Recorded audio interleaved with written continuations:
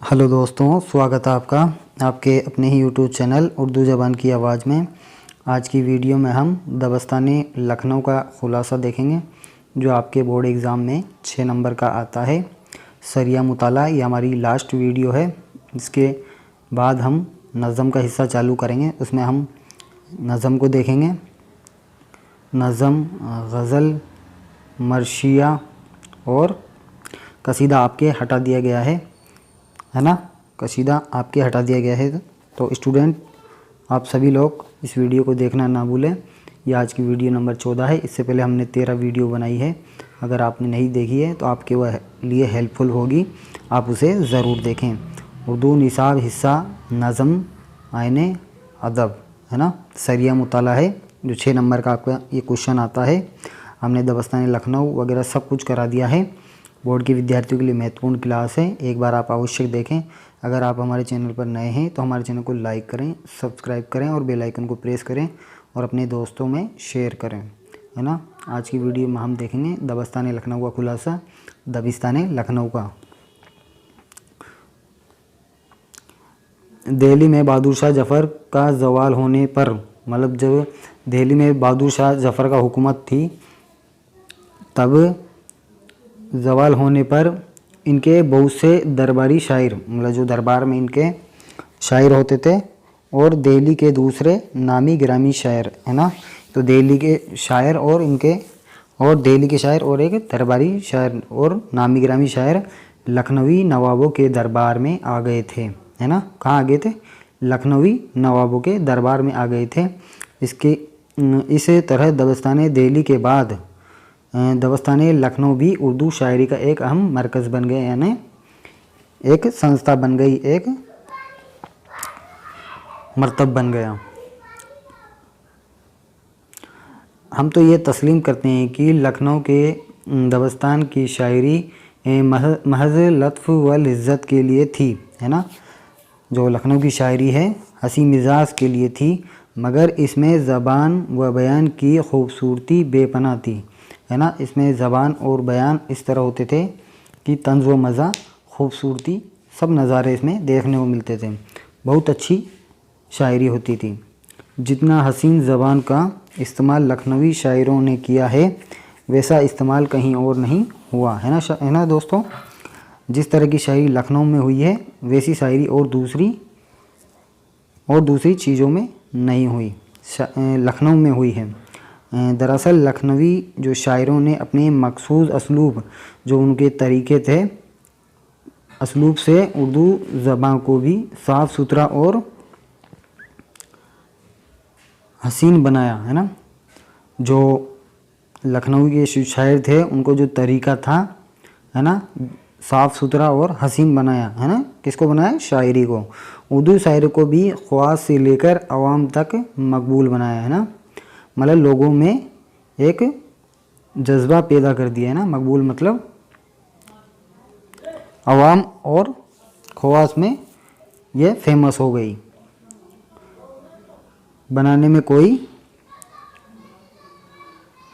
कोई कसर नहीं छोड़ी। इसे शायरी ने लखनऊ की एक खूबसूरत तहज़ीब कायम कर दी, है ना। एक अदबी रोशनास कायम किया। लखनऊ के दबस्तान में शायरी की सभी इज़ाफ़ में शायरी हुई है ना। जो लखनऊ के दबस्तान में है, शायर की जो सभी इज़ाफ़ होती है, सभी सिनफ़ें होती है, उसमें शायरी हुई है। मगर गज़ल, मरसिया और मसनवी ये सब ज़्यादा तवज्जो और सलाहियत सर्फ़ की गई, और इनमें भी सबसे ज़्यादा जो औलियत हासिल हुई है गज़ल को ही है, मरसिया को ही है, मसनवी ये सबसे ज़्यादा तवज्जो और सलाहियत सर्फ़ की गई, मतलब इसको सबसे ज़्यादा पसंद किया गया, है ना। इमाम बख्श नासिक, ख्वाजा हैदर अली आतिश, मौलाना हसरत मोहानी और मौलाना इंशाअल्लाह खां इंशा ने बड़ी खूबसूरत और रंगीन गज़लें लिखी हैं। जो दबस्तान लखनऊ है इनमें इंशाअल्लाह खां इंशा ने बड़ी खूबसूरत और रंगीन गज़लें लिखी है, और इसमें कोई शक नहीं, इसमें कोई दो राय भी नहीं है।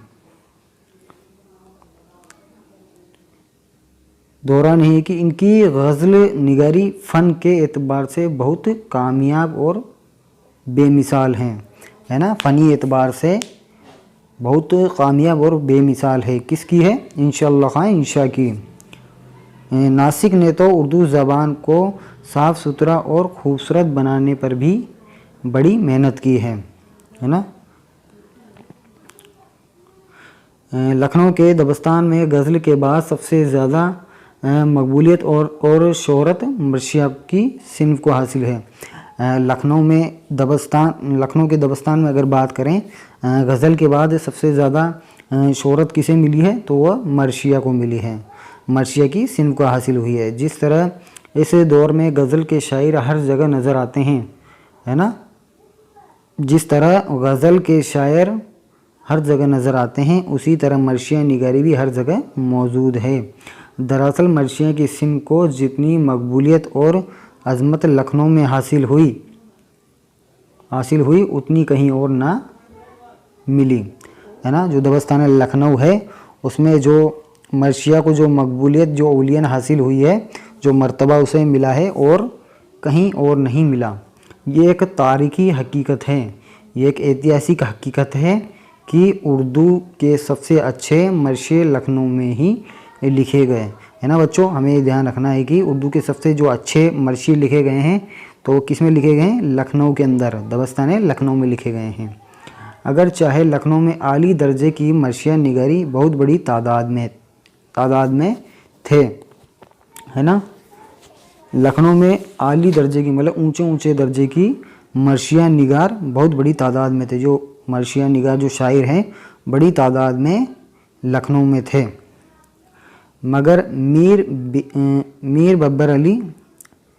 मीर बेर अली अनीस और मिर्ज़ा सलामत अली दबीर को सबसे ज़्यादा मकबूलियत और शोहरत मिली, है ना। जो शायर थे इसमें दबस्तान लखनऊ के अंदर मीर बेर अली अनीस और मिर्ज़ा सलामत अली दबीर को सबसे ज़्यादा मकबूलियत और शोहरत मिली। दबस्तान लखनऊ में इनको ओलियन ऊंचा दर्जा मिला। किस में मिला? मर्शिया निगार में।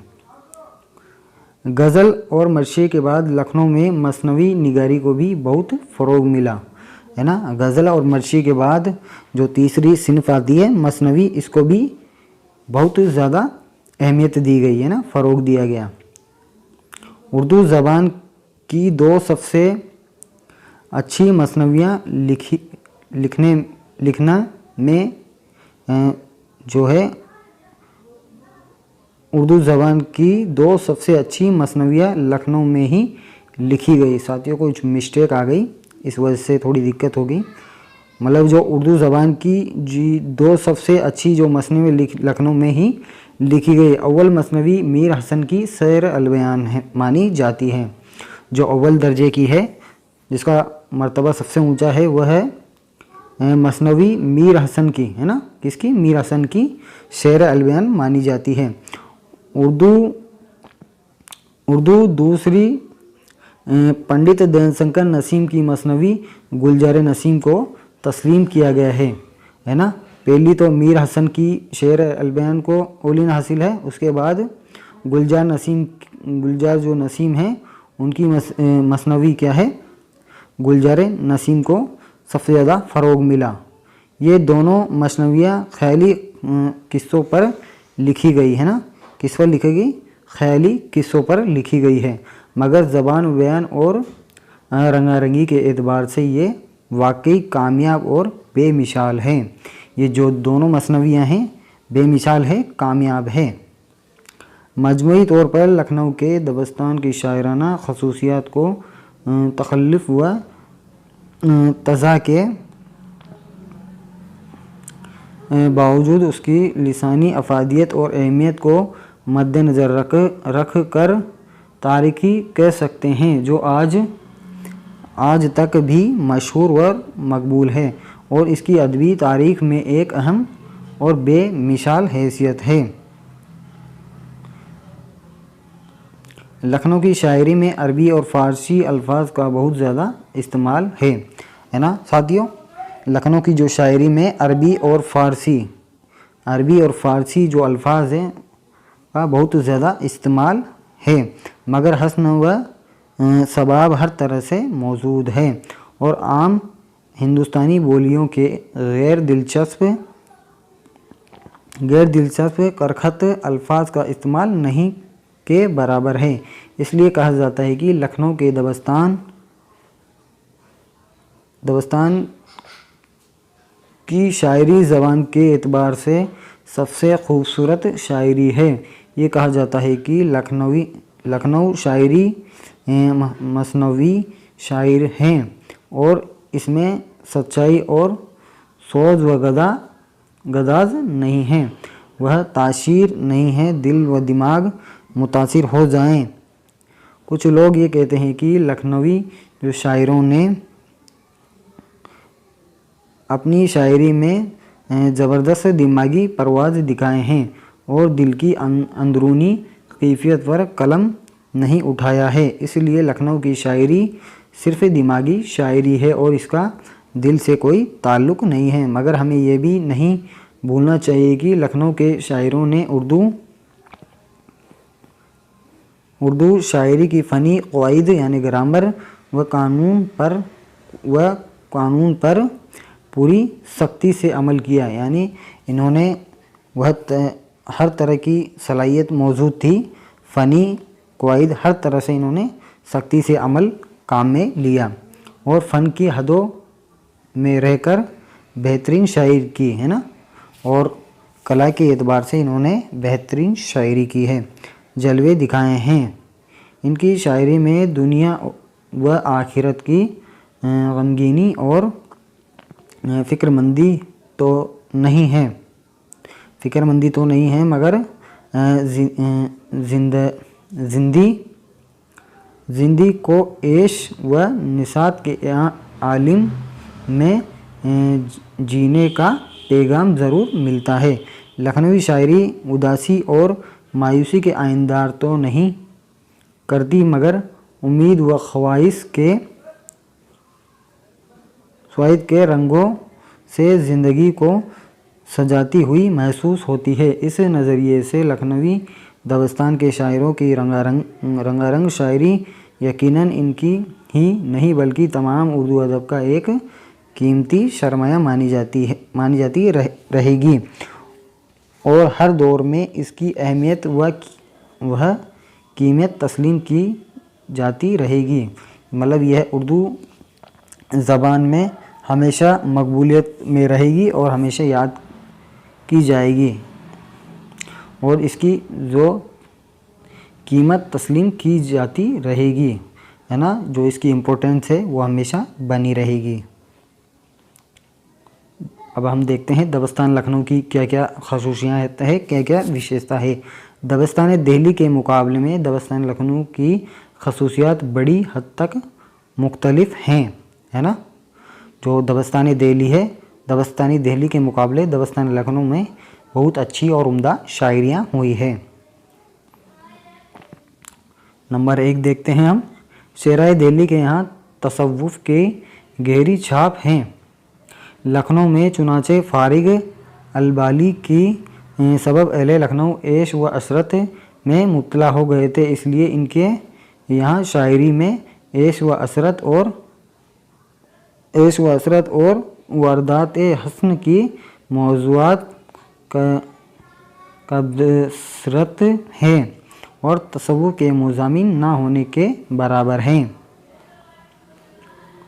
दूसरी इम्पोर्टेंस देखते हैं। दबस्तान लखनऊ की शायरी ज़बान के नुक्ते नज़र से ज़्यादा दिलकश और परकशिश हैं, है ना।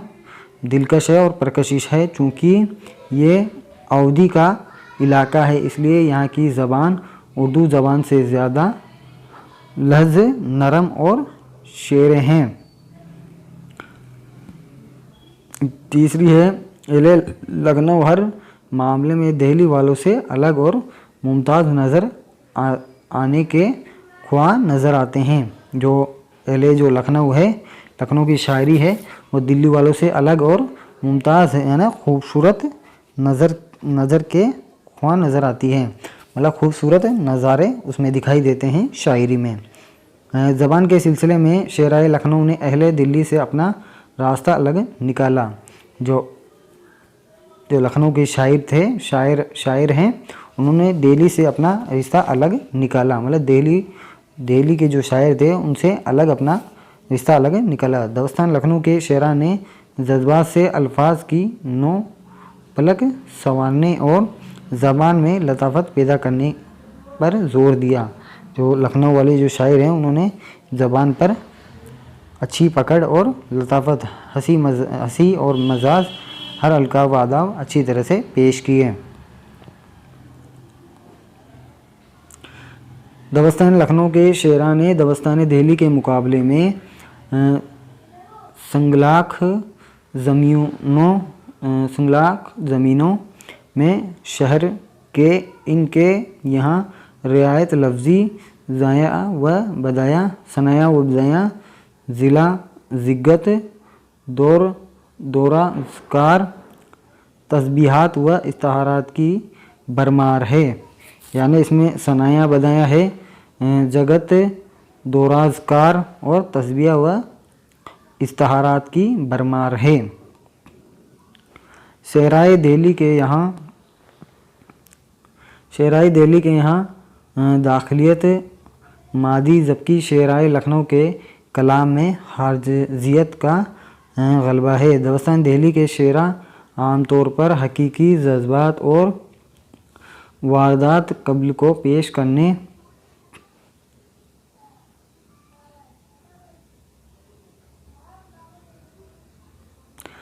दबस्तान दिल्ली के शेरा आमतौर पर हकीकी जज्बात और वारदातें कब्ल को पेश करने में अपनी महत्वपूर्ण भूमिका निभाते हैं। दोस्तों, ये थी आज की वीडियो। आपको कैसी लगी कमेंट ज़रूर करें। अगर आप हमारे चैनल पर नए हैं तो हमारे चैनल को लाइक करें, कमेंट करें, शेयर करें।